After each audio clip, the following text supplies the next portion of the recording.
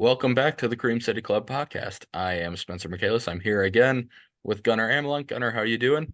Not doing too bad. We're back on schedule, Spencer. We had a nice long podcast with Jack, so we were able to take a day off, but now we're back and I'm ready to go. So how you doing, Spencer? I'm doing tired. I'm very tired. Um, yeah, for those who aren't my players on WLC that I'm coaching who already know this, we're in the middle of our winter practices and we're starting to practice real late at night. So my lack of sleep is catching up to me a little bit, but I'm here. I'm ready for the podcast. Um, for those of you who are listening and haven't yet subscribed, please take a moment to do so on whatever platform you are listening on. Follow us on Twitter at the Cream City Pod. We're getting a lot closer to our 100 follower giveaway that we're doing. So if you haven't checked that out yet, be sure to go to the page, check out the pinned tweet, giveaway of some brewer cards. Once we reach 100, we will draw the winner at that point. And just follow us there to stay up to date on these episode releases. Today is going to be a Bucks focused episode. And then tonight we got I think our last Bucks episode, we kind of figured it was official, but not officially official. We got to talk about Doc Rivers, and kind of our instant reactions to us hiring him and some of his assistants.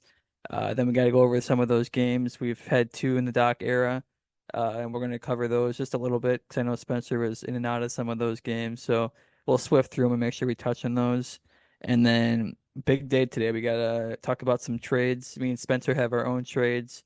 We're not going to go 1v1 here, our trades versus each other's or our trades versus Twitter's, but we got a lot of Twitter interactions this go around, which is really nice to see. So a lot of you guys sent in your fake trades and your trade machine trades. So we're going to try to go over all of them as best we can, but we'll break it up and we'll try to make it flow as best as we can. But because a lot of you guys had similar type of trades, but we'll go over the players for sure and break it all down. So.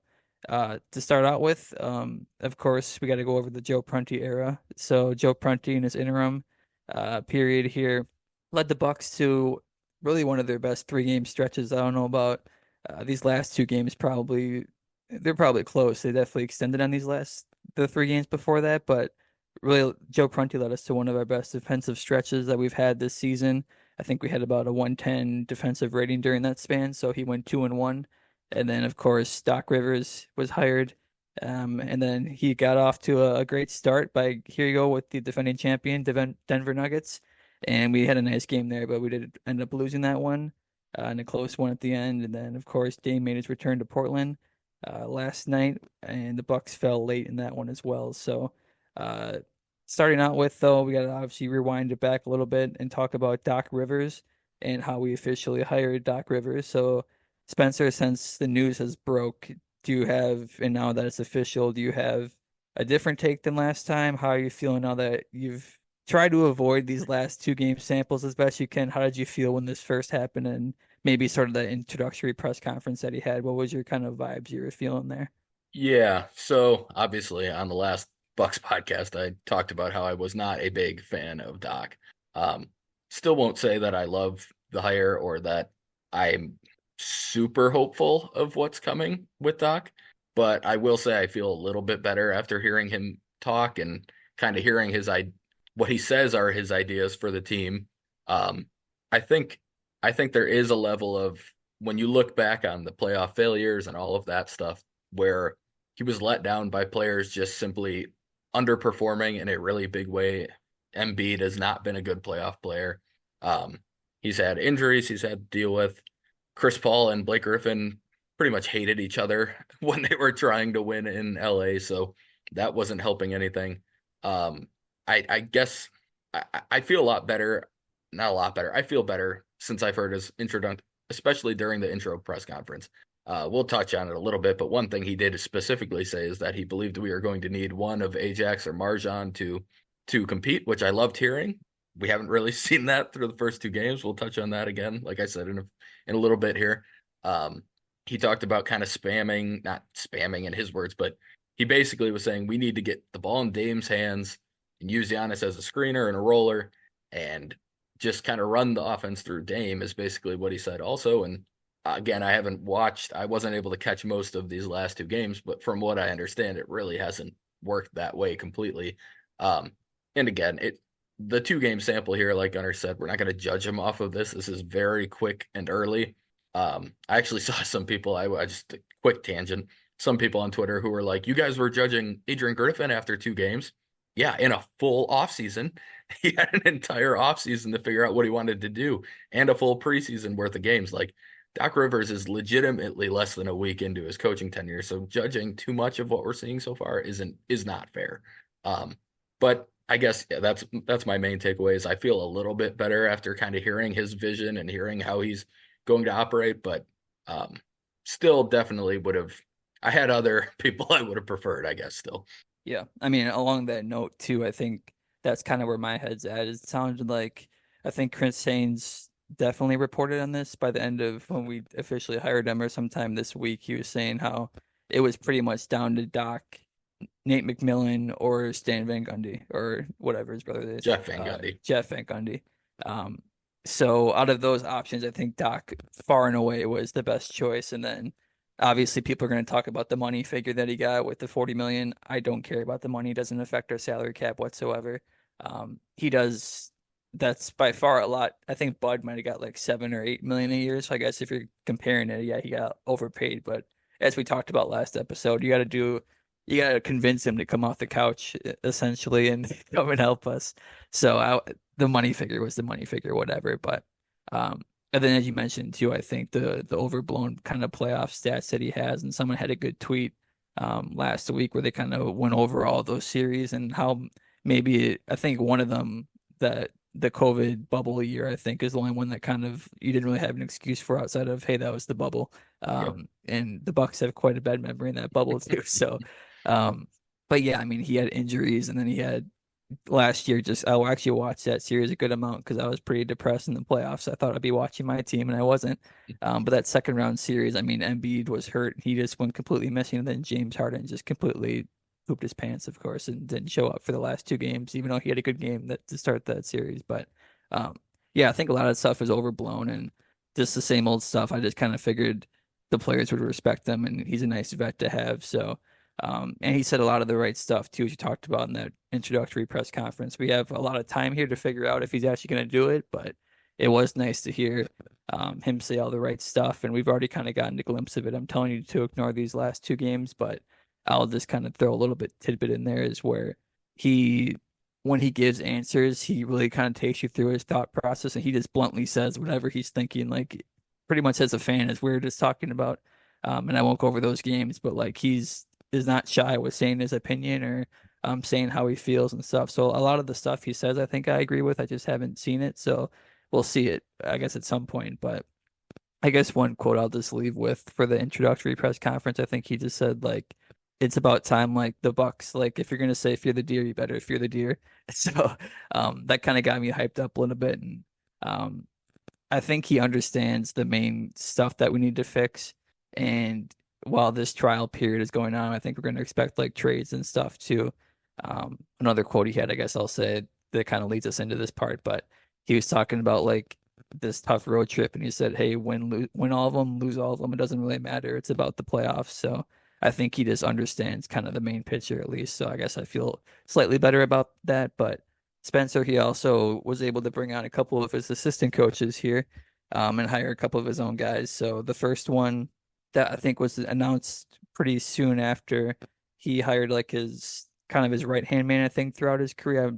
At least that's what I heard. I don't know how far back that goes, but Rex Calamian or something like that. I don't know how to say his last I name. think it's Um, Calamian, yeah. Calamian, okay. And then of course people who are probably familiar with basketball recently, you would recognize this name in Dave Yeager. I think he last coached, I know the Grizzlies for sure. I don't know if Hmm. he had one before that, or I'm sure he's been bouncing Kings. around. Yeah, the Kings, yeah. I know he's been an assistant coach or whatever. So I guess my initial thoughts on these guys, Dave Yeager, of course, whenever you get kind of a head coachy type of guy on the sidelines, I think you know that you're probably going to get his best foot forward because he knows that he probably wants a job pretty soon as a head coach. That's always kind of a good rule of thumb. But besides that, I know that he's kind of been known, he leans slightly more defense than offense. Um, from what I've heard, at least, again, I'm not watching the Kings games. I'm not watching the Grizzlies games. I'm just kind of going off of that. But the Grizzlies kind of make sense with kind of that the way they worked back then. But um, yeah, I mean, if he can handle the defense and change it, at least make it floating, and working with Doc and that. I would trust him a little bit more on that. Rex, I don't really have much to say on Rex. He's probably just kind of an extension of Doc and a guy he can bounce ideas off of, is my guess. But um, do you got any thoughts on, maybe you got more thoughts on Dave at all? I know that he's obviously been the guy, like I said, that people probably recognize more. Yeah, with Dave, I think, like you said, the idea of somebody who's been in the head coaching spot for at least 5 years, I believe he was a head coach in the league. Um, it kind of gives them a different perspective. They obviously are going to have an easier time of relating to what's going on with the head coach and kind of understanding how they can best help. In my opinion, I think people who have been a head coach probably know how to best help a head coach um, from their role or what they need the most. So, Jaeger definitely is known for the defense. When he went to the Grizzlies, he kind of implemented that group that ended up going from like 20 something in defense to first in defense. Um, and he was doing the same thing kind of in Sacramento. He honestly, when I look back on his, I wonder why he didn't last a little longer as a head coach. It seemed like he was always doing a pretty solid job. So I like that pickup. I mean, it's a really solid addition to the bench, and I think it's kind of fills that Terry Stotts role that was lost when he left before the season. And then for Kalamian, I don't know a ton about him. I know that he's always been, like you said, he's been with Doc a lot over the course of his career. I know he got an interview for the Pistons head coaching job a couple of years ago, um, when they hired the old Raptors coach. I can't think of his name. Ah, the the old Raptors coach who became the Pistons, Dwayne Casey. Oh yeah, yeah. When they hired him, I know Kalamian was, I think, amongst the finalists for that one. So he's somebody that has been respected for a pretty long time. I know he's always been. I was looking him up when I first heard the news, and I saw that he's a big, like, we want to work together with the players to find out what works best and how we can kind of work as a team together instead of saying, no, this is what we do, this is what we're going to do, and you have to just listen to us and do it no matter what. He tries to make it kind of a partnership with the players. So I think that's probably just kind of a good concept to bring in here because we heard how players we talked about this on the podcast and I tweeted about it early in the season and stuff, but it felt like a lot of the issue was that players weren't bought into what Griffin was doing because they didn't believe it would work. And I think you can make up a lot of deficiencies with what you're doing scheme wise by having your players just working because they believe in it. Even if it doesn't necessarily make the most sense in reality, if the players are bought in and believe in it, I think it'll work a lot better. So bringing in an assistant who kind of wants to mesh what players want and what coaches want, and I think that probably is a good thing. And I think Doc is definitely more likely to get that buy-in considering his history. And in general, I think we're more likely to see a team that's bought in. But we can talk about these games because this one's going to be falling mostly on you, Gunnar. I don't have much to talk about other than what I looked at in the box scores, and I was able to catch the last like 5 minutes last night of the Blazers game, so that's all I've got to go off of. But starting with that Denver game, kind of, what did you see? Did you notice anything specifically different in that first game, or was it just more of a continuation of what Prunty had been doing? Funny enough, too, you mentioned the box scores. I actually think the box scores, I'll break down all the other stuff in the games, but there's a pretty common theme in these two games when you look at the box scores. And I mean, you highlighted it to me in text, but we'll talk about it later. You can very obviously see what the problem is right now. But yeah, I mean, you're not going to see a ton of change. I think even Doc said that himself. Like when you're halfway through a season, you're not going to see this huge overhaul of everything. Like you're gonna just try to gradually get to the point you want to get to by the playoffs. Um, but yeah, I'm gonna start with the positives first in this game because I actually think there was a good amount of positives, and I'm gonna save the Bobby hate for. I'm gonna try to mix it in, but I'll save it for maybe later once we get to the trades. But um, yeah, as I said, I mean, I actually and I texted you this pretty much right after the game. I know you couldn't get most of it, but I'm like, I actually really enjoyed that game, even though we lost. That was probably one of my favorite games to watch because, yeah, the defense was definitely there. And I think the Nuggets, they shot like 18 threes that game, um, and didn't hit many of them. But then they obviously kill us in the paint, which I think is a problem. I don't think should be giving up that many paint points, but Um, Look, I mean, you played solid defense, and the thing I noticed with that defense too, it felt more, I don't want to say leaner. It's just, I guess that is kind of the best word to use because we're usually used to trying to be aggressive and we can't actually do anything with it. But I think honestly, with that leaner defense and guys were just more relaxed in their spots, we were honestly kind of jumping into passing lanes a little bit there and making it more disruptive in a backwards way, even though we've kind of used to like, oh, we got to be frantic and try to make things happen when you're just kind of more relaxed and leaning on Brook and Giannis in the paint.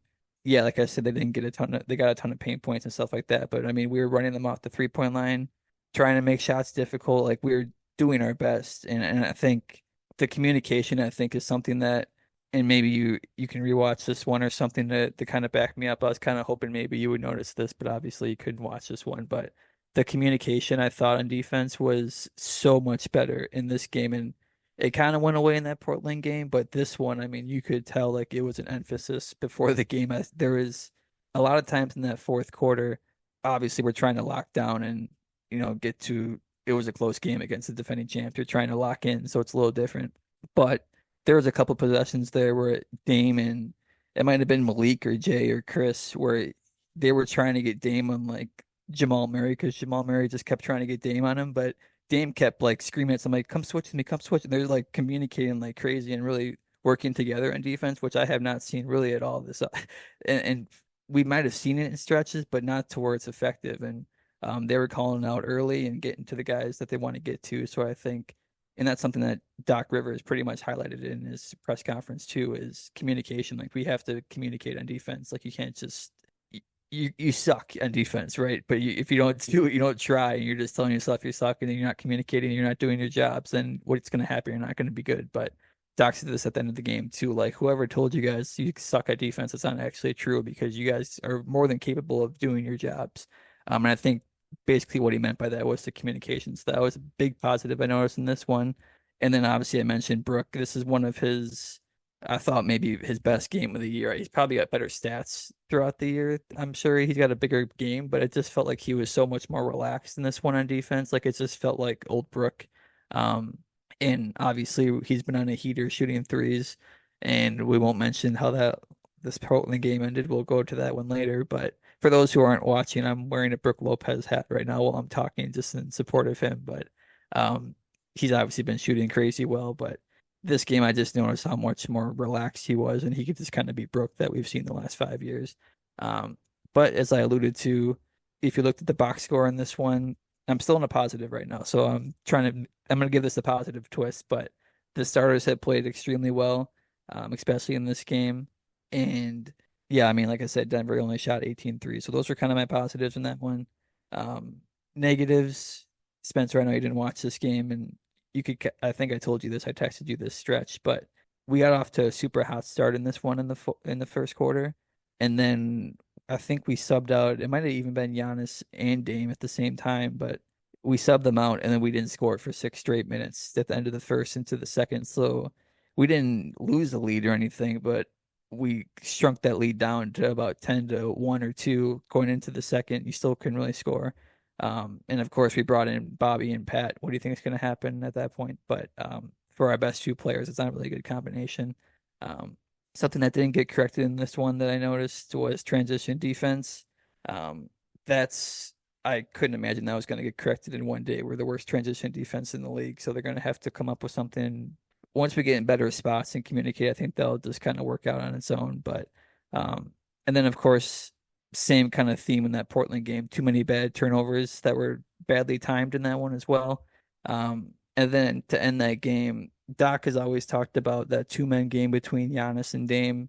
Unfortunately, in this one, just did not happen at the end of this one as well, where they were just kind of working separately. And Dame got off to a pretty good start in this one again, but he kind of went missing MIA in that third quarter, and it was kind of like, what? Where did you go? Like you're playing, like you're not really shooting or doing anything right now, and then the fourth, it just kind of seems more of like him trying to create stuff, which look, he's Damian Lillard. It's gonna work sometimes, but I just don't think we got into a great rhythm.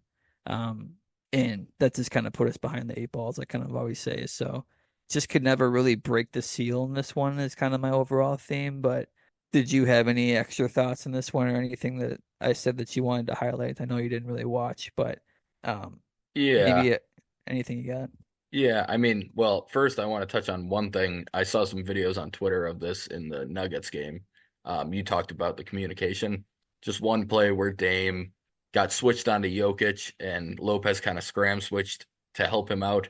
And then he fell off to Aaron Gordon, I believe. And I think it was actually Bobby. So I'll give Bobby a little credit on this one. I believe he scram switched from the corner to Aaron Gordon.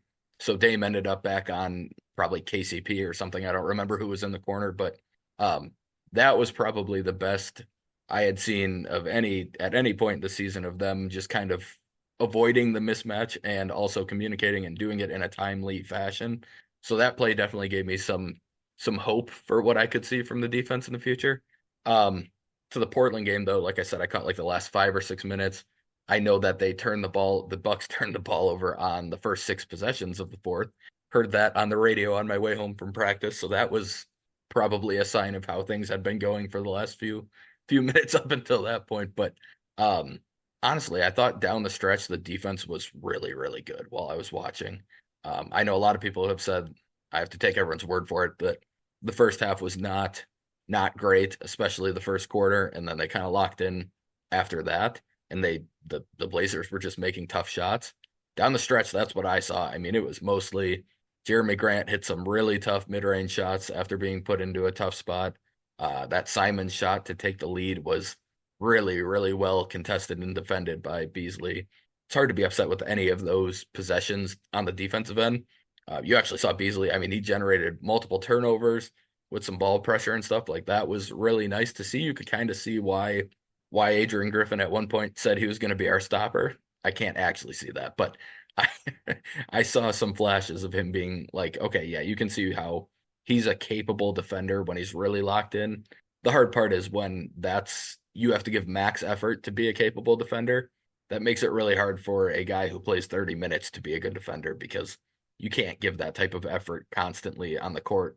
Um, so yeah, I felt good about the defense. I mean, the big thing that everyone wanted to talk about, obviously, I think we got to talk about it, is that last shot from Brook. And I defended him on Twitter. You and I have been talking about it back and forth on text, but to me, I think first of all, I'll say live. Brooks said after the game that out of his peripherals, he couldn't see. He thought that Brogdon was close enough to jump the passing lane if he tried to go back to Dame. And when I was watching live, I thought the exact same thing. After seeing a few replays, I think he probably had space to get it to Dame if he wanted to. You touched on how hot he's been from three. He was 15 of his last 27 when he took that three from three. I mean, that we're talking like 60% the last 3 games going into that shot on high volume, not like he'd made 6 of 10, like 15 of 27. If he, I would have rather seen him catch it on or shoot it on the catch. Once he took the sidestep, it gets a little more iffy. And I probably would have preferred to see him. And this is what I tweeted. I would have preferred him to just drive. I've seen him put the ball on the ground and finish over like that little floater he shoots.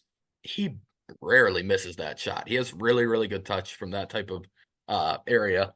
But I'm also not going to complain about a super hot 3-point shooter shooting a wide open three. I mean, what is there to complain about?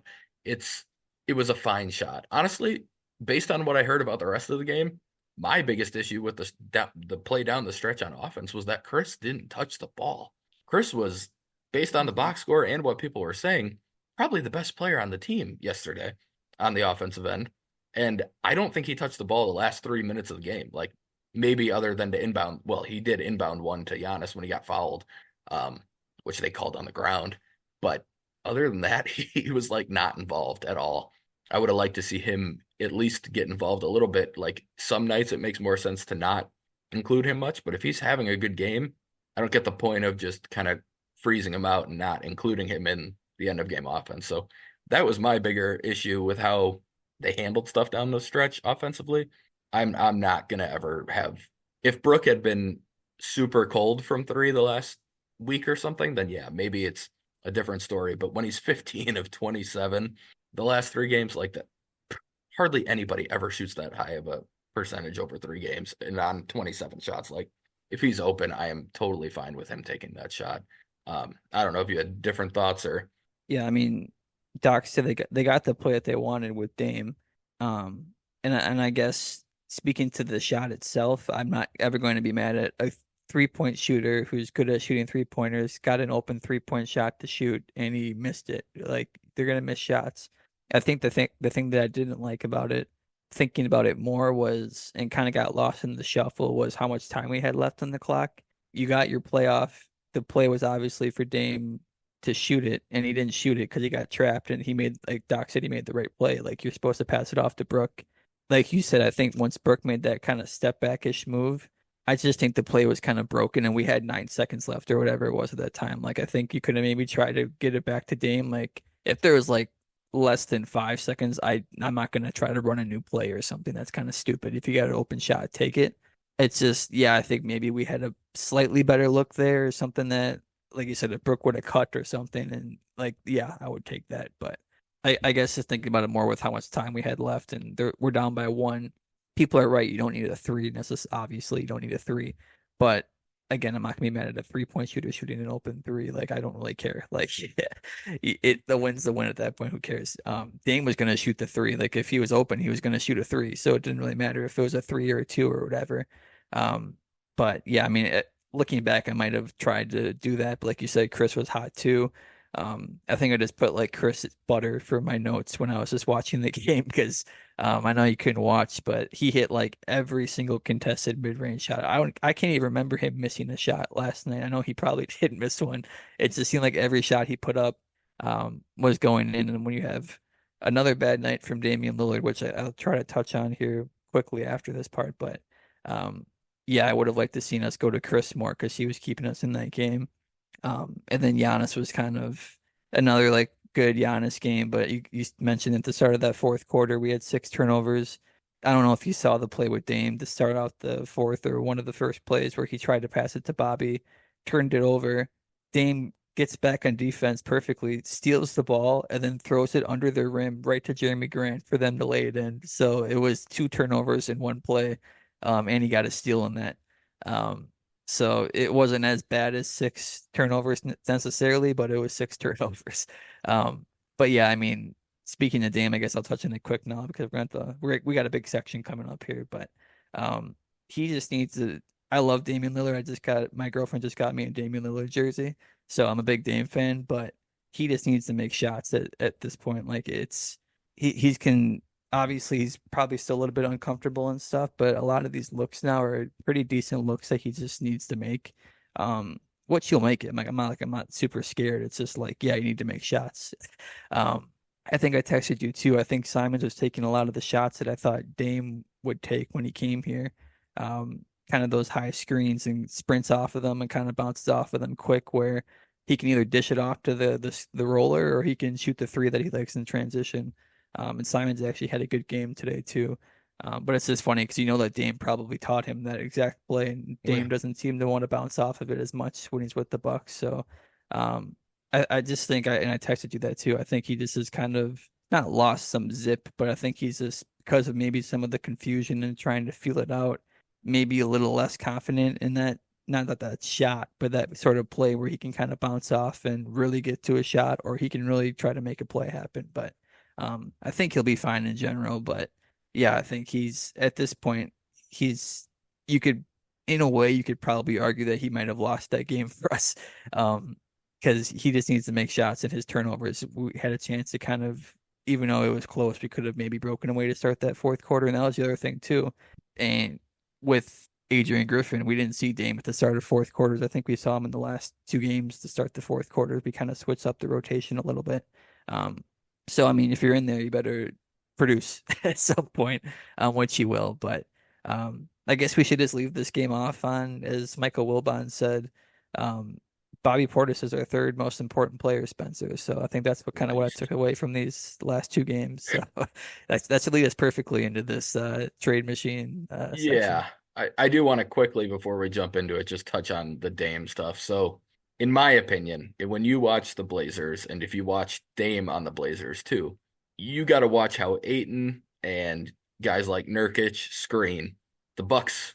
And Giannis is, I mean, I'm not kidding you. He's one of the worst screeners I've ever seen in my entire life.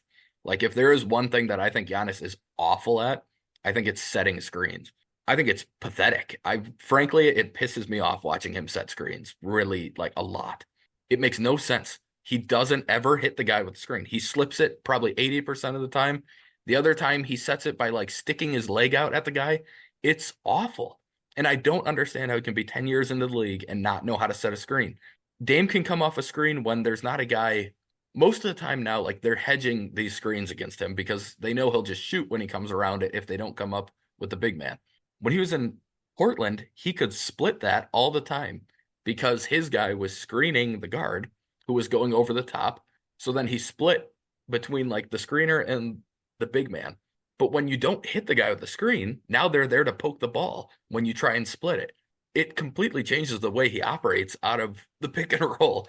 And I think a lot of the issues with his pick and roll stuff could be, and we should say it's actually still been really successful when they run it. But I think it's been successful because it gets Giannis in a position where he's going downhill, but it hasn't been successful from the Dame standpoint where he's getting good shots out of it. It's mostly that he puts Giannis in a good spot when Giannis slips the screen, which is fine. But I also think you have to be able to create some space for Dame at times. And like you said, with the like coming off of it with like a zip, like a quick run into a three type of situation, I still think the screens need to be set higher too for that to be able to happen very Hmm. often. Like the Blazers love to set them out halfway between the 3-point line and half court or even further. And the Bucks are still they've expanded. It was like the 3-point line under Griffin. I say it's a little further out in the couple minutes I've seen, but I think they still got to push that further and further out so that he can get that runway of momentum going so that he can get to those shots that he's comfortable with. But yeah, I just wanted to touch on that quick. I have to say, like, if there's one thing, Giannis does not make me mad very often, but watching him set screens makes me I can't watch him do it. It makes me so mad. Hmm. But yeah, we can why don't we kick things off here with our two trades that we came up with, which we'll preface by saying we did this after we got all of the submissions from everybody, so we tried to kind of stay away from the same ideas that everyone else had. I don't even know if I love mine or if it's even all that possible or how realistic it is, but we were trying to at least give you some different ideas, and I know Gunnar did the same. So we will kick it off with you, Gunnar. So, as Spencer said, I was trying to pick somebody who, shockingly, nobody picked this guy, which I was really shocked by actually. But I should probably preface this by saying I was trying to think outside of the box, and also I think the Bucks might need a couple guys, knowing how bad our bench is. But maybe this it could still work in a way. But I'm starting to think that maybe the Bucks might need a couple bench players, just for how bad our bench is. So. Um, the trade here that I've got for you guys is with the Golden State Warriors for Andrew Wiggins. And I think I did slightly overpay in this one, but I always have a slight rule of I kind of have to feel slightly uneasy about it to actually make it feel like it's slightly realistic on our side. Um, so I'm giving the Warriors Bobby Portis, of course, Pat Connaughton, of course, and then Marjan Beauchamp, and then the Bucks second round pick, which Spencer, it's increasingly getting worse every time. Now we just lost to the Portland Trailblazers, and they keep kind of winning games, so they need to stop winning games so the pick gets better for us. Um, but yeah, as I said, I think the Bucks might just need a couple guys, but I think this could kind of work one by addition by subtraction. That'll be kind of the theme when we talk about Bobby Portis trades and Pat Connaughton trades. I think just unfortunately having them off the floor is going to help. And look, I mean, Wiggins, I assume he would start for us. And then you're kind of sliding in Blake Beasley there on the bench. I think you probably would need, obviously, a backup center at this trade because you're not getting it in this one or something. A backup big, somebody who can kind of cover some five, some four, stretch four. Um, but Wiggins can also kind of do that. And obviously, one, I think this trade could happen too is because the Warriors aren't good. And I think they are kind of willing to trade Andrew Wiggins. His contract's not horrible, but it's also not one that they necessarily need to keep. They got Chris Paul's contract too, they could still use for bigger trades. Um, and then you could obviously flip Bobby if you wanted to for a pick or something here or there, so they could kind of work with those contracts maybe a little bit better. Um, and Wiggins isn't necessarily the guy that maybe he was a couple years ago in that finals. So they're definitely be more willing to trade him. But kind of speaking on Wiggins, yeah, his shooting hasn't been great this season. I think it's probably close to 30%. I haven't really checked, but from three. But I would kind of bank on him being better than that. He has been better than that kind of his entire career. Um, and then I think what he would provide us too is some lineup versatility, at least hypothetically, of course. He hasn't been the greatest this season, but I'm kind of thinking of best case scenario here. He could kind of theoretically guard 1 through 4, and just to kind of end it off on this part, I think he's one. I think he would work well. He's proven that he can work well as kind of the third, fourth guy. And he kind of provides, if he's all things go well, I think he provides sort of a what the best version of a Pat Connaughton would bring in like a NBA Finals that we saw in 2021. And actually, I think I said 2021 for Wiggins. That was 2022, so I guess it's even closer if you want to think about maybe he's closer to that than 2021. But yeah, I mean, what Pat Connaughton was bringing, what PJ Tucker was bringing in that finals was sort of all of those offensive rebounds, defensive rebounds, hitting the open threes, defending, like just all the little nitty gritty stuff that maybe the average fan or whatever doesn't really notice, but were huge plays and reasons why we won the NBA Finals. I think Wiggins can kind of do a little bit of all that. Um, and like I said, he's kind of accepted that sort of glue guy role. Um, but yeah, I mean, if this was just a trade, I'd be happy with it. But of course, I think we would need a little bit extra juice on like the edges here to make our bench a little bit better. But we would still have like campaign, I guess. And like I said, I think I overpaid slightly here too. So I mean, if you can kind of avoid getting not trading Marjan or something and then using him and then like something else to get a different guy who could help, I don't know. But I would expect another trade to happen, but I would be happy with Andrew Wiggins. So Spencer, if you got any thoughts on that trade, or you can just slide into your trade. Yeah, I got one. I think one thing we talked about it a few episodes ago, which was that second apron, combining Bobby and Pat's contracts to make a bigger one does potentially help the Bucks make a bigger trade down the line as well. So that would probably be another positive to that one. I'm definitely not. I've always been very, very anti Andrew Wiggins, but I also think there is logic to that type of move for the Bucks this year. But like you said, I kind of went more the route of improving like the 6 through 8 of the bench is probably the hope here.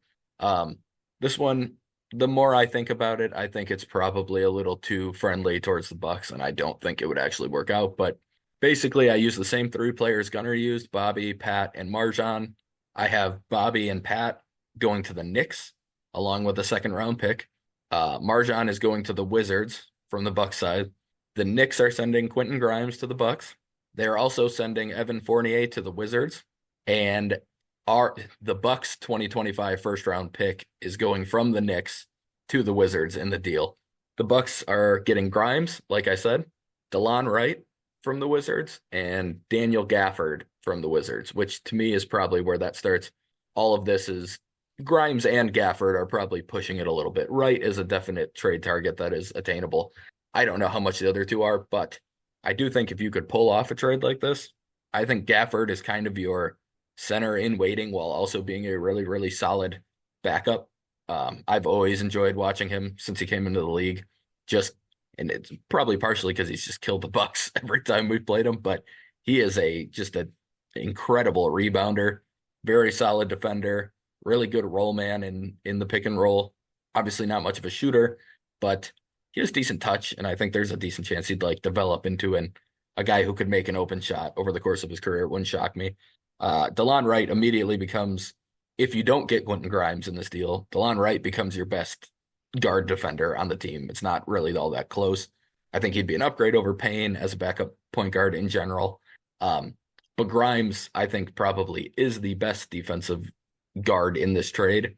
And if you put him, if you brought this guy in, I would start him over Beasley, and then I would have Beasley coming off the bench as a more of like a microwave scorer, somebody who gets to take up probably more shots, but also just isn't needed as much for everything else. It's more of a, hey, this is your role. Come in, compete defense. Like I said about the Blazers game, when he's in shorter stints, I think he could probably be a better defender because he can just really hone in on it and really go as hard as he can for those 4 or 5 minute stretches that he'd be in. Like I said, the more I've looked at it, I think it's probably a little too Bucks friendly, but I will say John Horst has been able to pull off trades. You never know how people view certain players. The Wizards might love Marjan. The Knicks are going to be without Randall for a little bit. Bobby can kind of fill that void. They're already down Mitchell Robinson, so a big does make some sense for them. Um, I don't think Tom Thibodeau would be the biggest Bobby Portis fan in the world, considering the whole defense thing of it all. But I do think Pat would be somebody they would probably like. I bet Dante would give him a pretty good recommendation if they were interested in him. I know they get along really well. I think um, he would probably, I mean, he would vouch for him as being a competitive defender and all that stuff. So I could see it, but it's, I would say, very slim chance on this. Gunnar, you got any thoughts on that one? I like all the players that you had. Obviously, I've been a big Gafford fan. Um, Even on the Bulls, I think he had pretty underrated defense. A lot of people Yeah. didn't really know about him. And then Grimes, I think he would kind of bring just pretty much everything you'd want. I mean, if we could just get Grimes this trade deadline, I think I would take it if we could do it. Um, People obviously throw the word 3 and D around there. I think he literally is a 3 and D person. Yeah. A little bit smaller, but he can obviously guard up a little bit. The trade, I think maybe the Knicks would maybe hold on to Fournier's contract because it's just kind of like a placeholder. I don't even think he's played this year, but they always talk about maybe they try to use that contract salary to get a star. They Yep. they get to keep waiting for a star they're going to get that they're never going to get. But um, yeah, I mean maybe that's the only other thing. But I mean if that's the trade, I would definitely take it. I love all three of those players. Yeah. I do think this would be like a last second deadline day deal because of what you're saying with Fournier. Next year is a team option for him. So I don't imagine that they're going to pick that up just to try and keep doing the same thing. Um, so I would imagine they're going to try and move him by the deadline either way. Or I guess you could do it in the offseason because you can move him and then have the other team decide if they want to pick up that option. Um, but yeah, that was kind of my thought process. Like I said, I think it's probably a little far-fetched, but even if you get a portion of that trade done in any direction, I would feel pretty good about any of those three coming in, right? Probably the least exciting, but like I said, I think he'd be an upgrade on Payne. And at this point, Bobby and Pat are just not, they're just net negatives on the court. So I think it's a little bit of an addition by subtraction with both of them. So, speaking of both of those two, it looks like our first trade actually involves the exact same people we had in our trade. So, I think we're going to see these three involved in quite a few of the trades as we go through them. But the first one comes from Jack Cretchy. Shout out Jack, my high school buddy. He said his preface for this was, "I need those 4 foot floaters on the Bucks so they stop killing us." And he's talking about Bruce Brown. Um, this would be, like I said, the same three players that we involved in ours, plus the 2 second round picks that the Bucks can trade at the moment for Bruce Brown from the Raptors. So, Gunnar, what are your initial thoughts on that type of package for the Bucks? We've broken down Bruce Brown in the last episode. We kind of figured that maybe he'd be a target, but just a quick summary. I mean, yeah, I think he could kind of cover those campaign minutes even off the bench as like a backup ball handler, not even a point guard necessarily, but he could even be your starting four if you wanted in the playoffs, technically, quote unquote. I mean, we wouldn't actually need it, but a guy who could actually guard those guys to give us Giannis a break or whatever or something, but he would be starting to shooting guard for us, I'm sure. Um, but yeah, I mean, he could play up. He could be technically a backup center, even though he's like 6'4". I mean, he could really Hmm. honestly, you could float with that. I would like it for sure. I guess giving up both seconds feels heavy, but also you can just pick up seconds whenever. But um, again, like we're gonna say it 20 times, I'll try not to stop saying it. But just getting rid of those three, I just don't even care about those three guys anymore, to be honest, which is kind of sad. But if we can get a guy like Bruce Brown, it could literally be in a playoff rotation for those three guys. That's a huge addition. So I would definitely take it. Yep, I agree with everything you said. I think honestly, Brown has the potential to be very similar to what PJ was for the Bucks, but with the ability to add more on offense. That's how I look at it for him. Um, yeah, no, I mean, I don't have much more to add on that. I think it's a reasonable offer that I could see both teams being at least somewhat interested in. Wouldn't shock me if you had to get like a third team involved for Bobby and or Pat, but I could see it being the base of a trade pretty easily for Hmm. sure. Um, our next one came from Cooper, I want to say Goody or Goad or Good. He just said his description of this was the Bucks revamped their bench with some two-way players and bucket getters. So this is a trade with the Nets involving two of our three that we've been using for everyone. So it's Pat, Marjan, and then Campaign, plus the Blazers' second round pick to the Nets for Royce O'Neal, Dennis Smith Jr., and Lonnie Walker. So what are we thinking on that one, Gunner? Player wise, I do like all three. I actually think I wouldn't like Lonnie Walker probably out of that bunch. Even though he's actually had a really good year. Offensively, I haven't really seen him. I haven't watched the Nets on defense or anything. I just don't know if that's necessarily what we need totally. But I mean, Dennis Smith Jr. could kind of take those campaign minutes, a guy who I don't really need to be in the playoff series or whatever. But Royce O'Neal, I could see in a playoff rotation for sure. And I would take him. I bet they could probably get something more for Lonnie Walker by himself or something. A desperate team who needs some offense or something. I just don't know if that's exactly what we need because he's kind of scoring a lot more than you think. But and Yeah, I guess we would still have Bobby Portis in this trade too to send off and get somebody else if we needed it. But that's just kind of why I'm thinking maybe they would hold back on like Lonnie and then it just feels like too many players for what we've given up. But I don't mind any of the players really, so I'd be happy with those guys. yeah. Yeah, I mean, like you said, I think with Dennis Smith Jr., there's probably a little concern about if he can be a 16 game playoff type player. I think the defense would hold up for sure, but I do worry about a point guard or a guard of any kind being out there and not being able to make shots. And he has not been great in that regard. Um, but we'll kind of, you talked about Lonnie. I mean, I would definitely take Lonnie Walker because I do think he can actually put the ball in the basket. And on the bench, you probably need somebody who's at least a somewhat capable defender who can also score. But um, actually, our next trade is basically the exact same trade, except it takes Campaign out and takes out Lonnie Walker. So Bucks breakdown gave us, like I said, it's Royce O'Neal and Dennis Smith Jr. for Connaughton, Marjan, and that second round pick from the Blazers. So I think to me that one might feel a little more realistic. Like you said, I think Lonnie is somebody they might feel they can get more for Lonnie just because he's a younger player. Obviously, he's not really locked up. I believe he was just a vet minimum 1 year Mhm. type of deal. It's kind of like Beasley, honestly, the same type of It's vibe. very, very similar to Beasley. Yeah, he's just even younger, I think, because he was the same draft as Dante. Hmm. Um, but yeah, I've got no issue with this trade. If the Bucks made this trade and then, like you said, still have a Bobby deal kind of out there as a possibility as well, I'm not going to be in a bad spot with either of the two that are here. With or without Lonnie and Payne, I would be fine with the deal overall for sure. Like you said, I think Royce O'Neal can absolutely be a playoff type of player that could help the team. So those are definitely two solid ones. All right, we got one from PJ Wessels, and he does say that it would be doubtful that Memphis takes this trade, having extended Desmond Bane. But here's something. So I'm gonna go ahead and just break it to you here, PJ. The Grizzlies are not moving Desmond Bane, and they're definitely not moving him for Pat Connaughton. Um, I mean, I don't have much more to say on that. It's Desmond Bane and Derrick Rose for Pat Connaughton is the deal. I think ESPN shows that it works because Bane's extension doesn't factor in correctly on there. I think if I went to the trade NBA, like the Fanspo one, when you sign an extension, it gives you like a percentage that counts towards any trade. So it's not like this year's salary that counts towards it. It would be probably like 80% of whatever his first year is. I don't think this is actually a legal trade.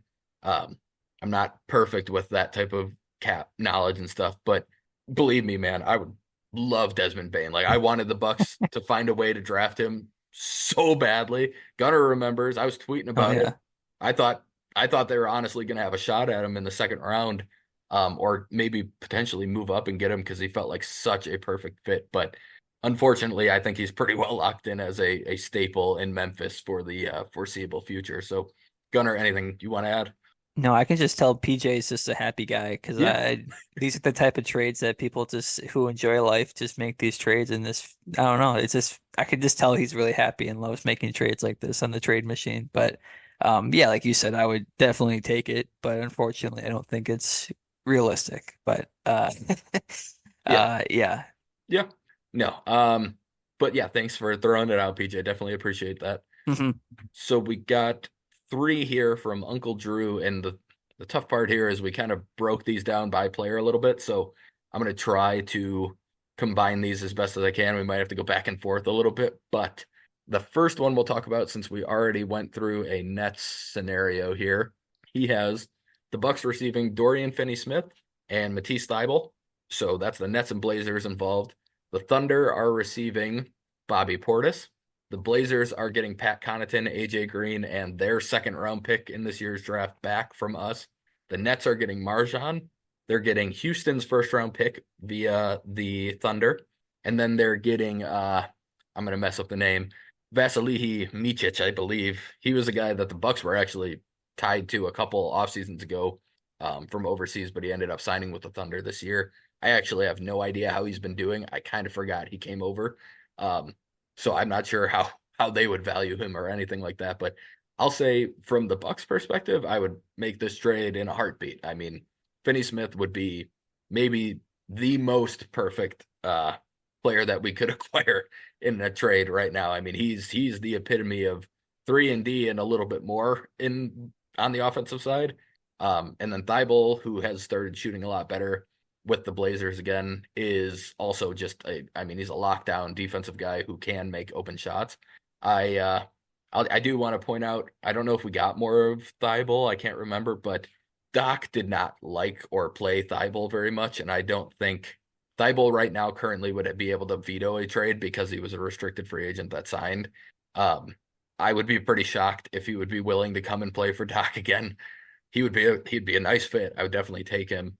Um, and then I mean, I have a hard time seeing this from really any of the other teams' perspectives. I could maybe see the Nets depending on how they do value like Micic and Beauchamp, but and I could kind of see it from the Thunder too. I don't know. It's hard for me to see all four teams being on board with this one, but it's a nice thought. I definitely like the idea. If you added Finney Smith and Thibault to this team, I would feel quite a bit better about what they're going to be able to do defensively and just probably how the bench is going to be able to impact the game a little bit better. But Gunnar, you got any other ones on Hmm. that?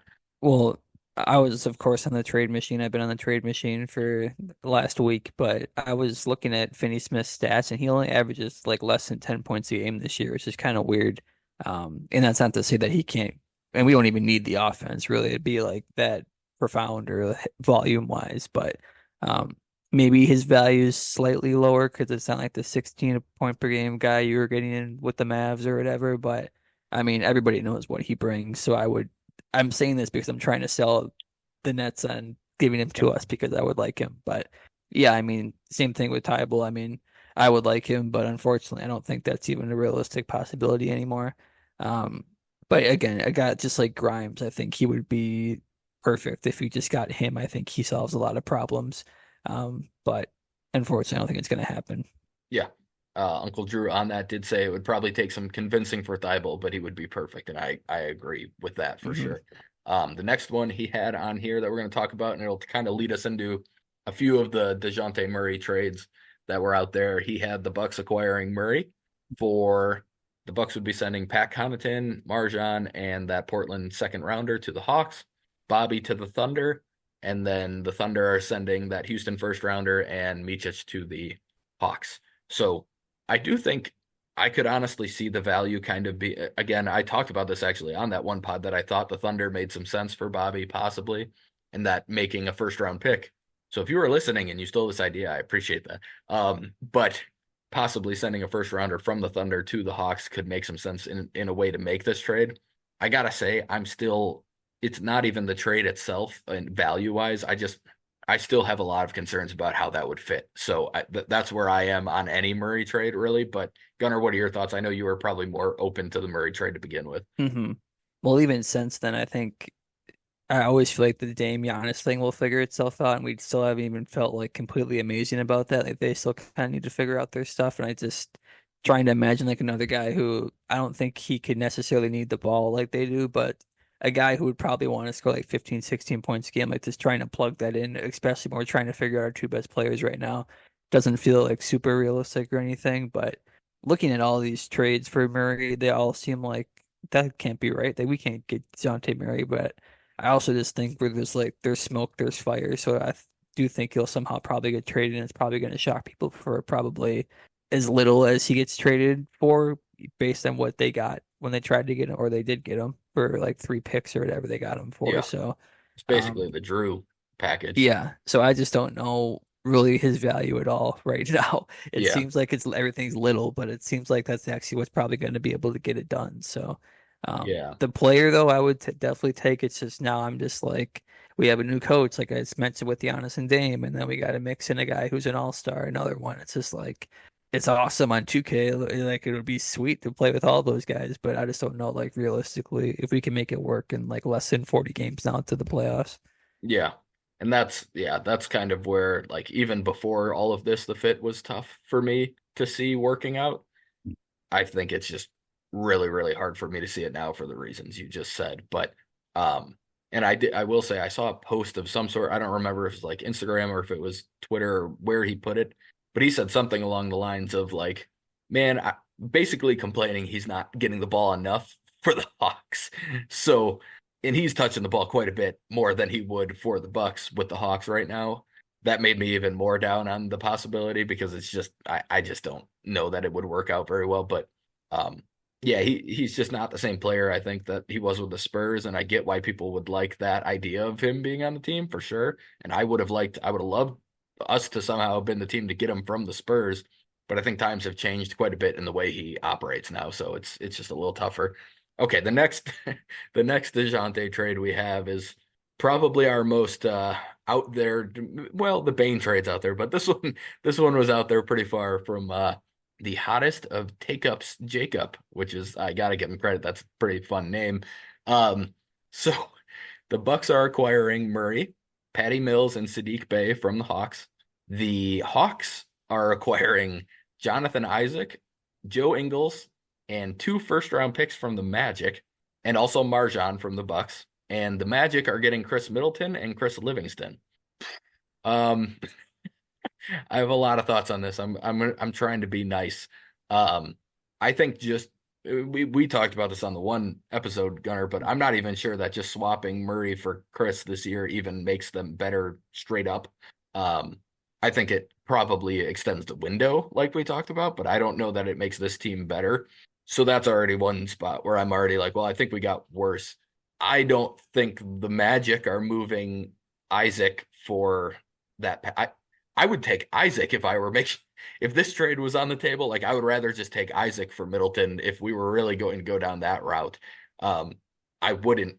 I probably still wouldn't make that deal, but if I had to choose between the two, I would rather have Isaac on this team than Murray if we were going that route. That one just I would have a hard time seeing it from. I think the Hawks would be all over this. The Hawks get two first round picks and Jonathan Isaac. Like they would be a better team straight up by doing this trade, and they would have two extra first round picks. They would be dumb not to do it from their perspective. I would have a hard time seeing it from either of the other two teams. But Gunnar, you got any other thoughts? Maybe I know we were slightly in disagreement to begin with on the Chris for Murray thing, so maybe you're a little more interested. No, I'm not interested, unfortunately. But I will ignore the Chris part of this trade. I'll just talk about maybe the players. I like Sadiq Bey a lot. He went for like the same. I kind of wanted him last trade deadline. And I don't watch the Hawks obviously, so I don't know if he's declined or something. But um, I always kind of thought he was sort of like a Jay Crowder, young Jay Crowder type of guy who could maybe score a little bit more. And then he went for like the same asking price. I think last he got like a bunch of second round picks they got him for. Um, right after we got Jay Crowder. So I'm like, oh, you gotta be kidding me. We could have got Sadiq Bey for that. If I liked the trade for Jay Crowder last year, but if there was like one guy I might have swapped it out for, it was probably Sadiq Bey. Um, but yeah, I mean Jonathan Isaac I would take. Like you said, I don't know if they're willing to trade him now that he's healthier than he normally is. He's not playing as much as maybe you think, and there is kind of a logjam. I mean, they got like Wendell Carter and then Banchero. I mean, they got Franz who could play like a 4 or 3-4. So I guess they got guys who are bigger and maybe they're kind of blocking his path a little bit. So maybe they're more willing to trade him. But yeah, I mean, just those two guys I would take on the Bucks, but I'm ignoring this trade because I don't like the trade, unfortunately. I'm sorry, but those players, I like the idea of those players, and obviously we just touched on Murray, so Yeah. No, you're right. Isaac plays less than I would have thought. I honestly, this is maybe my hottest take right now is that I think Jonathan Isaac is the best defensive player in the NBA when he's on the court. I don't think anybody is better than him defensively when he is out there. But injuries are a huge part of that, and I'm sure that's part of the reason he doesn't play as much too, is that they're trying to make sure they can keep him healthy Hmm. throughout the course of the season. But um, yeah, that's my hot take right there for anyone interested in it. All right, we got another Murray trade here, but this time not coming to the Bucks. Just he's involved in it. The Bucks are kind of jumping in, um, and getting quite a bit of value on this way one too. So going out from the Bucks, it's the same people pretty much as usual. It's Marjan going to the Hawks. Bobby, Pat, and Campaign going to the Nets. And then we have the Nets are sending Ben Simmons to the Hawks, Royce O'Neal and Dennis Smith Jr. to the Bucks. The Hawks are sending Bogdan Bogdanovic to the Bucks and Murray to the Lakers. And then the Lakers are sending D'Angelo Russell to the Nets and Christian Wood to the Bucks. So the Bucks get Bogdanovic, Royce O'Neal, Christian Wood, and Dennis Smith Jr. for Beauchamp, Portis, Connaughton, and Payne. That's the gist of it from the Bucks perspective. I agree with what the random Bucks fan, that's who put this out there. He said not very likely, but would be very interesting.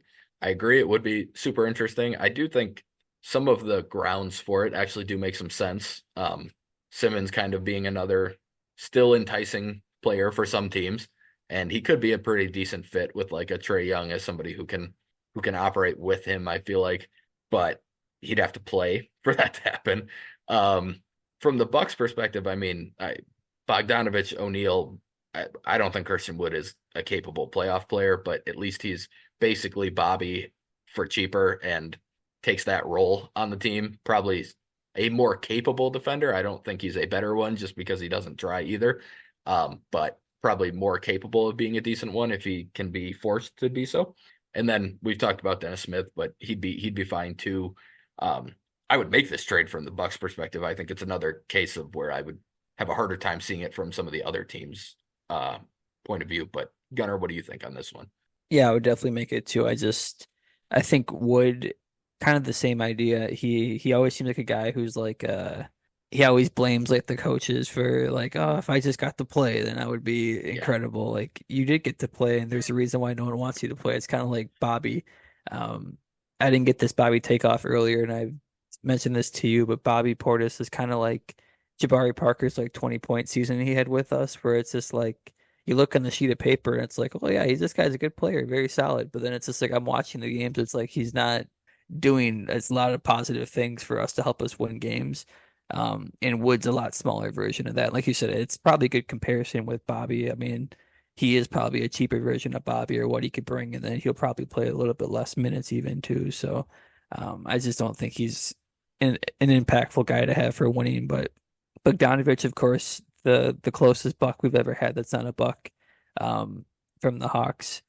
I would like him if we had like our Drew Holiday roster like last year. I think he'd be magnificent on that roster with like Dame in them. I think it would still obviously work. It's just like I don't know if I need another like guy who can try to. He doesn't need to try to score, I guess, but I also don't know if I need that type of player anymore.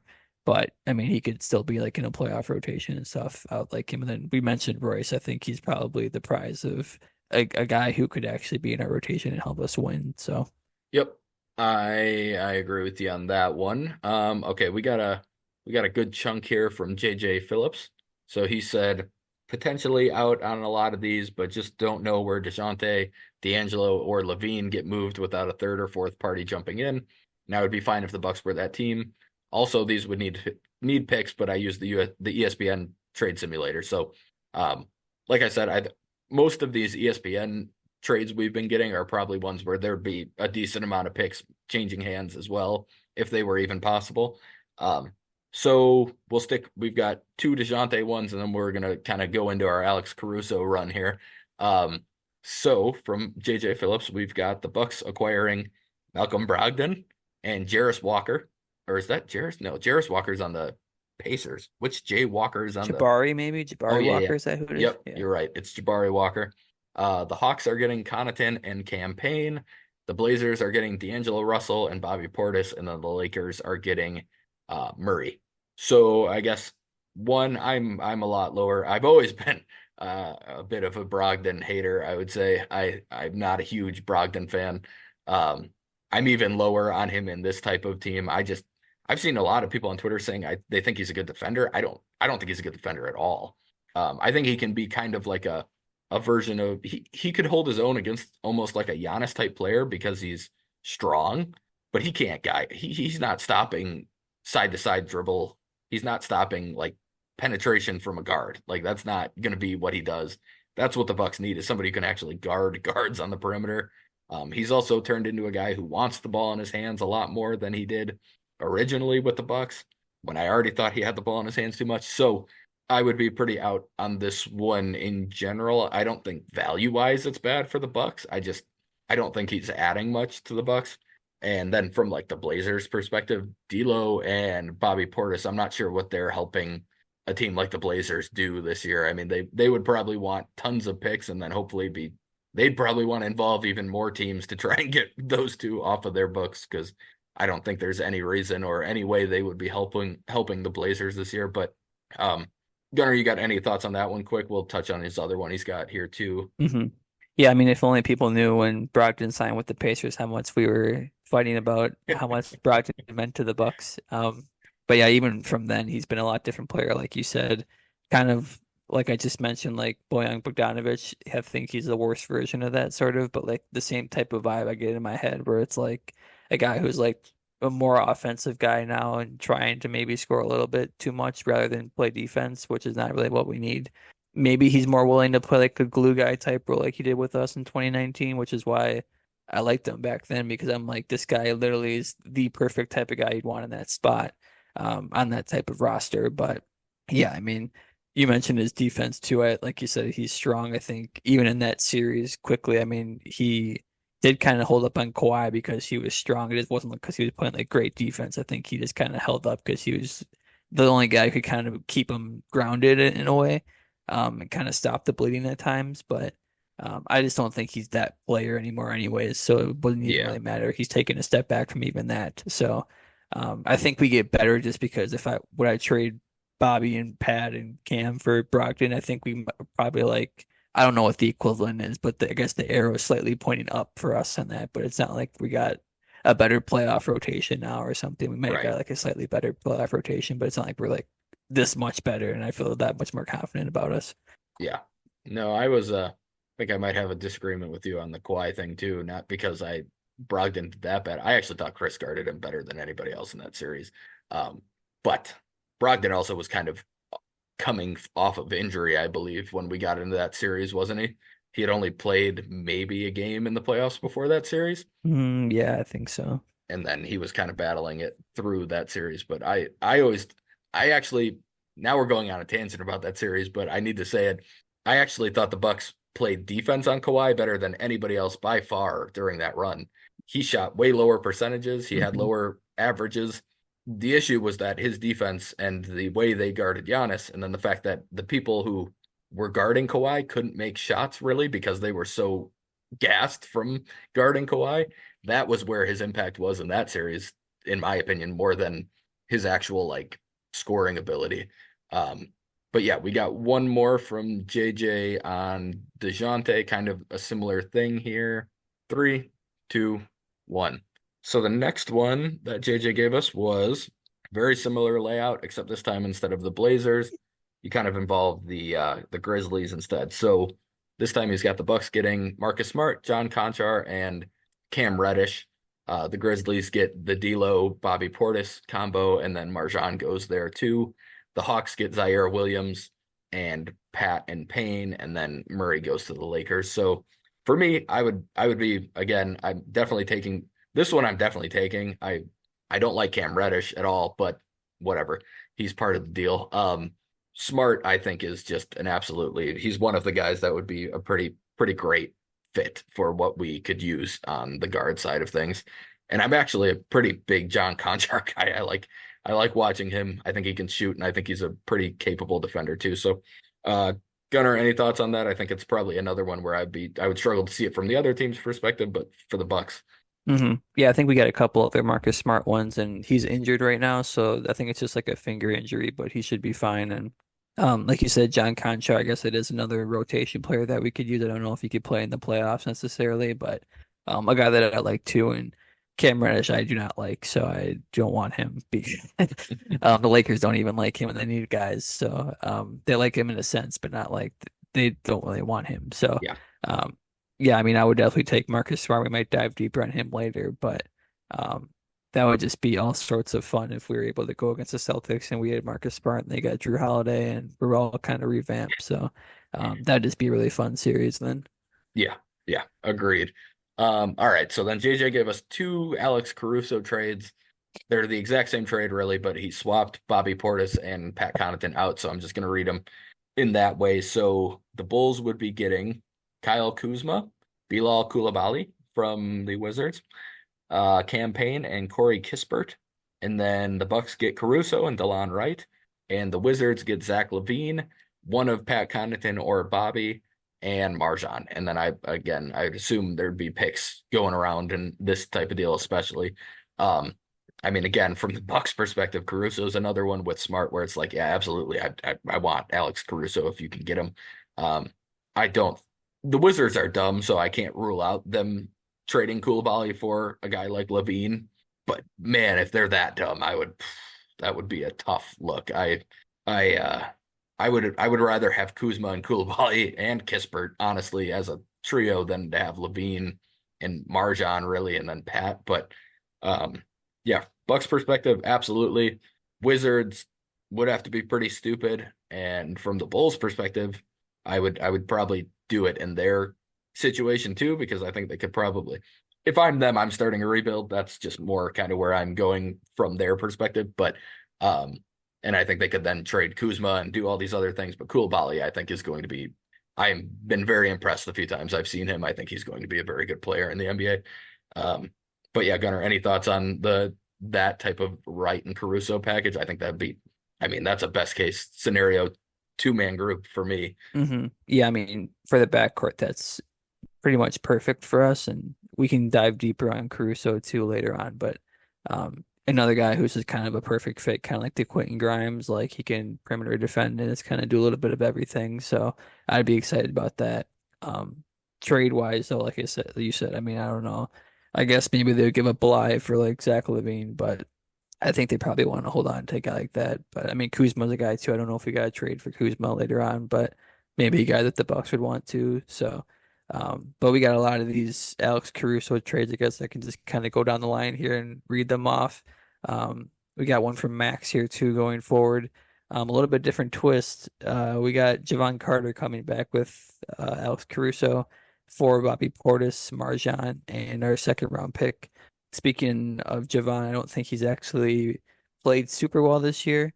So I actually think that might be a realistic target to bring him back, and I would be super excited to have him back. So, and we got another trade too from Ghost Fat You. I don't know if that's, I just prefer to read it like that. I don't know if that's how you would do it. Um, Same type of deal here as first one, then I'll get your opinion on like Javon Carter here in a second, Spencer. But we got Alex Caruso, Javon Carter, and Andre Drummond for Bobby Portis, Pat Connaughton, Marjan Beauchamp, Cameron Payne, our second round picks that we got the 2-1. So, Spencer, do you like Javon Carter now? He's kind of in the mix as maybe a realistic target. And then I've actually seen Andre Drummond's name getting thrown around, which I mean, if we need a backup center, I actually wouldn't super hate that. I just don't want him in the playoffs, obviously. But what do you think about those Yeah. two guys? Yeah, if you're getting him just to fill time, like he's better than Robin Lopez. Well, I was Team Javon from the start. That was my guy because I loved him at West Virginia and I actually thought he deserved legitimate opportunities in the NBA. So I'd be happy to bring him back. Especially if he's paired with Caruso, then yes, absolutely. I'd bring those two in and feel really, really good all of a sudden about the capabilities of the guard defenders. Um, I think the hard part, I just don't see Caruso getting moved for anything less than at least one first round pick. And I think that's kind of where we're going to run into struggles with any of these trades for Caruso.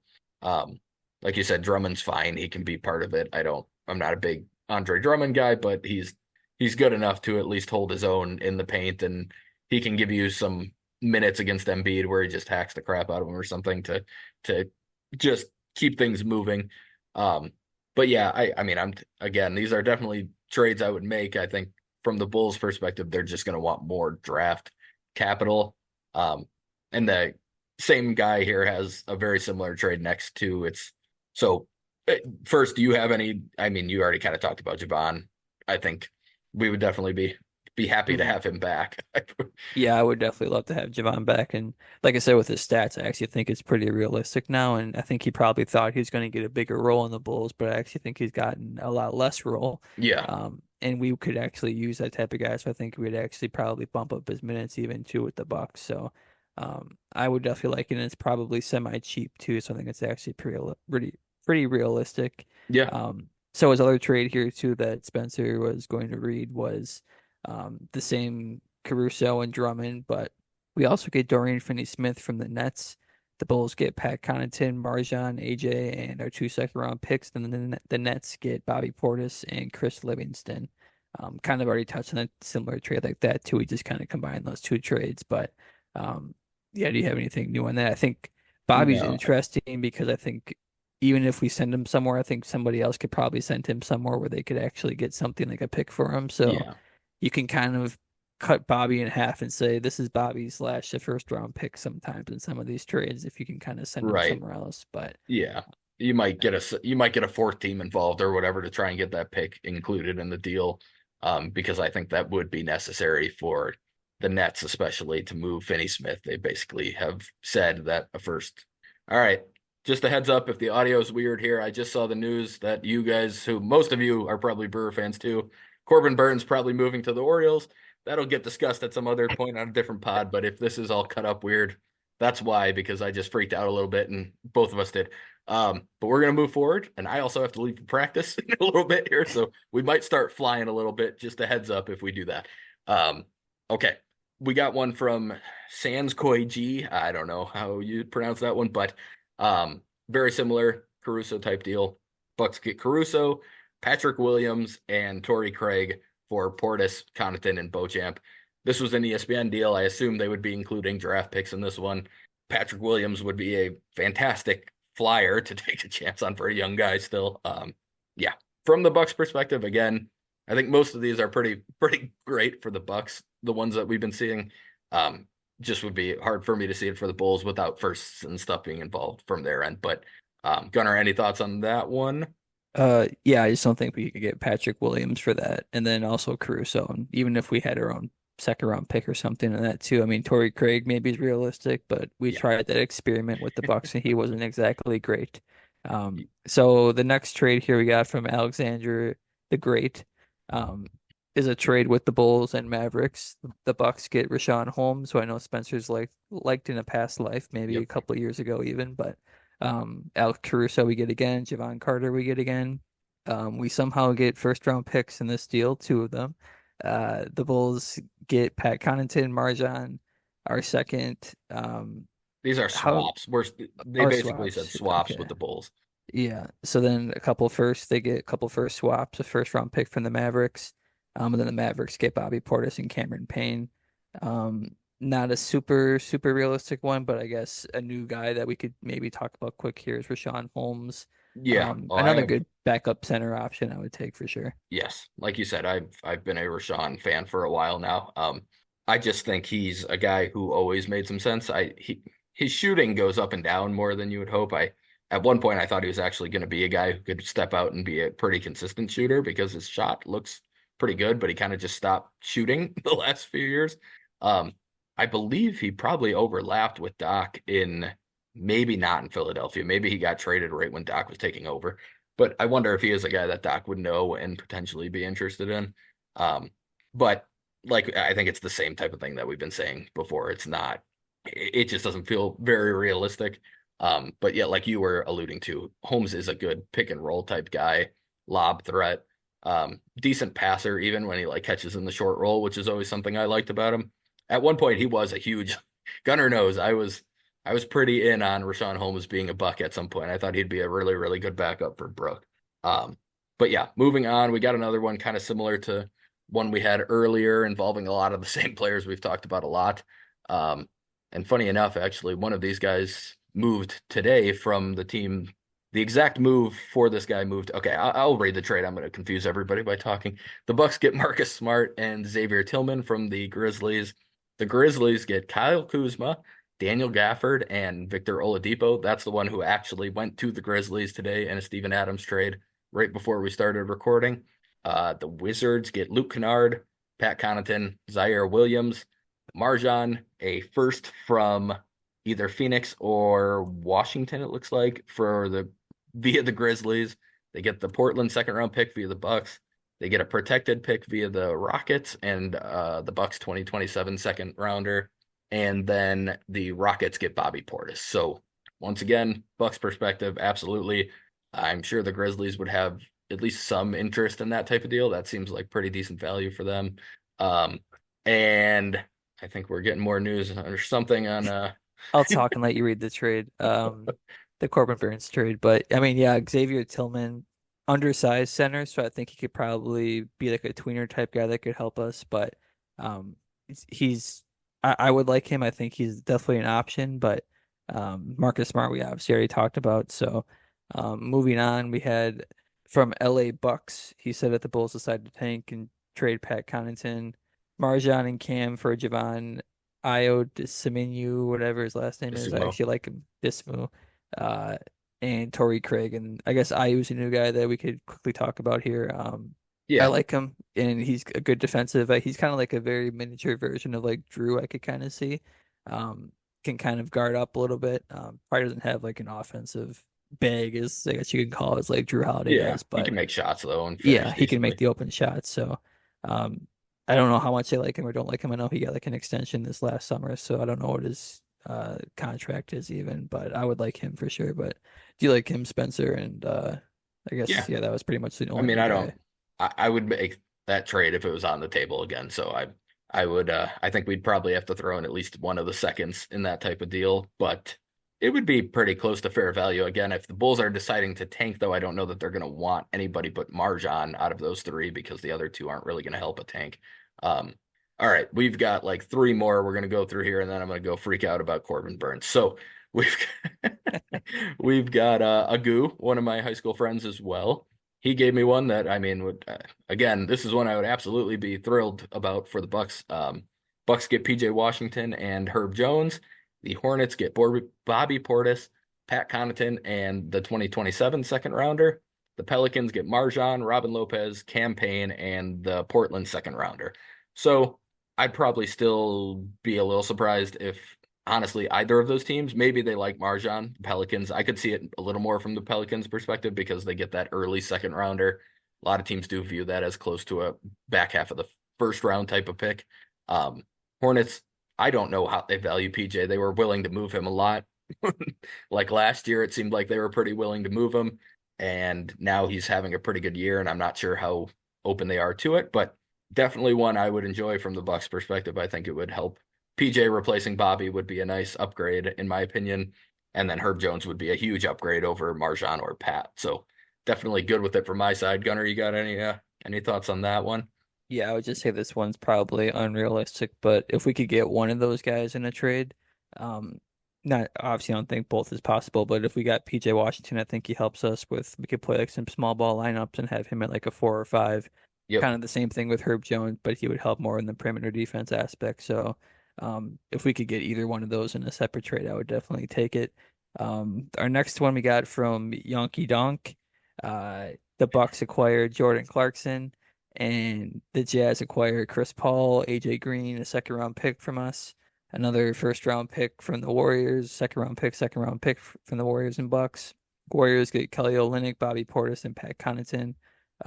The Bucks get Jordan Clarkson, as I said. So again, I think on like last year's roster, I think Jordan Clarkson makes sense, but and I would take him. I think it's an upgrade like we've been talking about over Bobby and Pat, but I just don't know if he fits perfectly in this type of roster anymore. But do you like Jordan Clarkson, Spencer? Um, Not like you said on this roster. I don't think it makes nearly as much sense.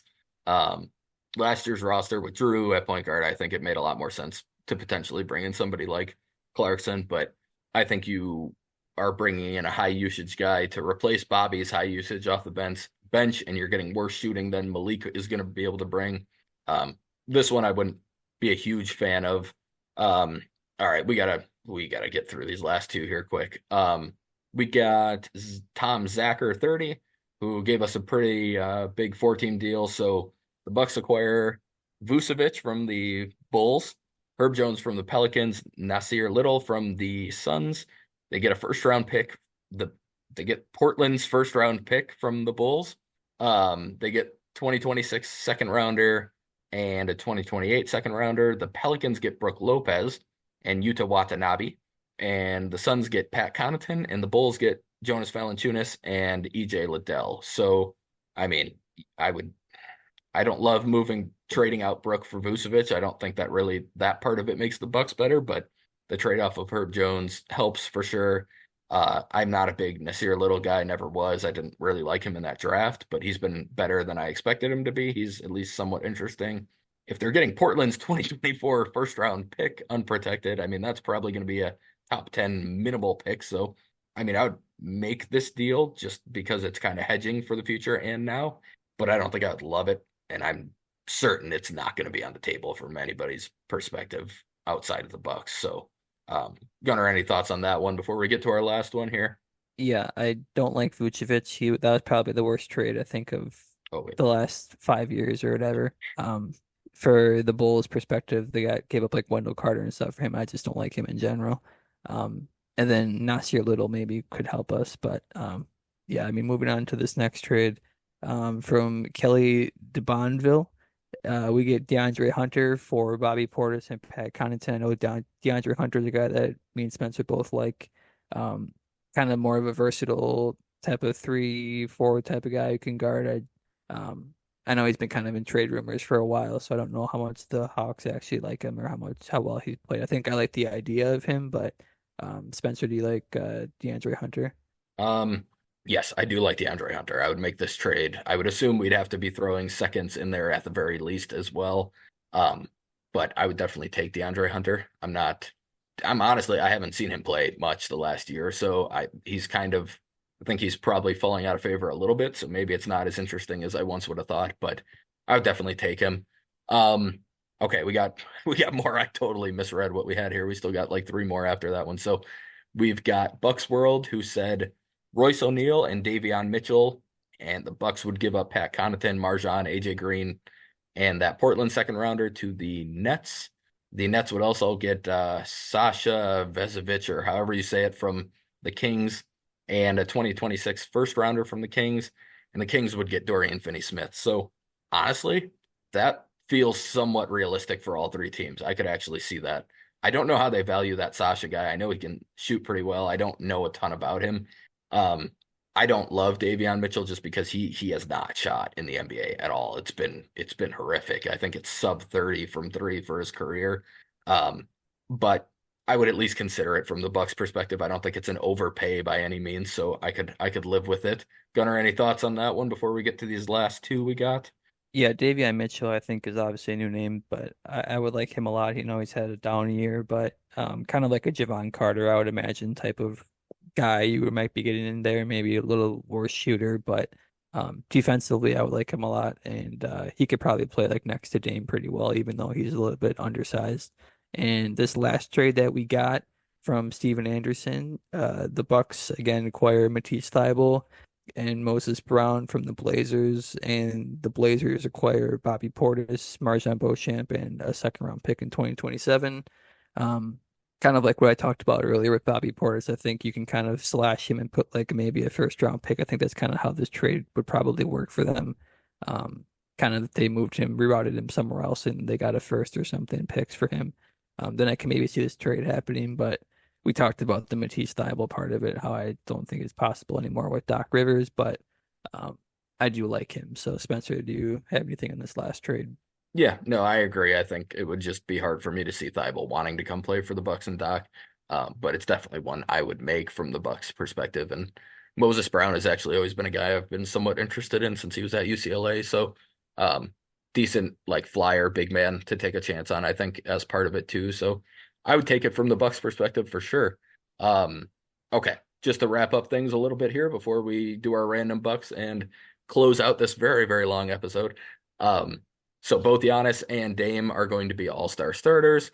Whether Dame really deserves that or not is a little up for debate. I think we've been pushing for him, but I think it's even more up for debate than it was before. But he earned it over the course of his career. So he hadn't gotten it at any point. I don't feel bad about him getting it here. Um, it's good to see him get recognized, even if it's maybe for previous years that he probably should have gotten this opportunity. Um, Giannis obviously led the entire league in votes, which is just absolutely nuts. And I can't believe the Bucks have a guy who's getting that type of support around the world. And then Dame's also going to participate in the 3-point challenge during All-Star weekend. So that'll be fun, defending his crown. Maybe it'll get him going from the 3-point line. So never know. But yeah, let's jump into, we got your random buck. I know you're excited about this one. I just filled it in as we were talking because I was trying to think of one, and then I thought of a perfect one actually that we've mentioned in the podcast. But Tony Snell, there's actually a story going on right now with Tony Snell, how if he gets signed by Friday on a NBA roster, um, he can get like health benefits or like health care for the rest of his life or something for his family, to help and support his kids and stuff. So I guess I just wanted to more shout him out, and hopefully he gets signed. Just we're recording this on Thursday, so maybe he can get a roster spot by Friday because he's obviously a really good guy and um, guy that I enjoyed watching on the Bucks, and would kind of be that perfect mold, honestly, if we can get like 2018 Tony Snell on the Bucks or 2017 Bucks Tony Snell right now. I would take that type of player. For So, sure. but yeah, shout out to Tony Snell. Hopefully you get signed, and yeah. Yeah, mine are very random. Two guys. I said the same. It's two guys that are basically the same in my head, and I remember us signing both of them. Tony Mitchell and DJ Stevens. It was Giannis's rookie year. It was the Larry Drew year. Both were absolute high flying, unbelievable dunkers who could not play basketball. Both of them have won like D League dunk contests. I was looking them up for a few seconds there. They both won D League dunk contests and G League dunk contests. And both, I mean, DJ Stevens could probably be like one of those professional dunkers, the guys who just straight up dunk for a living. He would have been a fun one to see in like an NBA dunk contest because some of the stuff he did in the G League ones were ridiculous. I think both of them played like 3 games total, but I was pumped when they signed Stevens because I knew him from Memphis when he was in college. Um, and then Mitchell was, like I said, just the exact same person. So nothing exciting really about what they did for the Bucks, but I was just pumped because it was basically it's just a fun group of guys who just flew out of the arena. And I mean, those Bucks teams sucked. I was taking any excitement I could get from that team was going to be good. So yeah, that'll do it for a pretty long episode. Thank you all for all of your trade ideas. Really appreciate everybody who went and put them out there. Like I said, we're always going to try and do our best to cover every single one of them we get. If we keep going this long, we may have to start cutting some of the ones that we don't have time to talk about. But please keep putting questions out there, interacting. We really appreciate it. Remember to follow us on Twitter at the Cream City Pod, and feel free to leave feedback for us on how we can get better. Thanks for listening, and we will see you next time when we are absolutely going to be discussing a Corbin Burns trade that went down right now. So, yeah.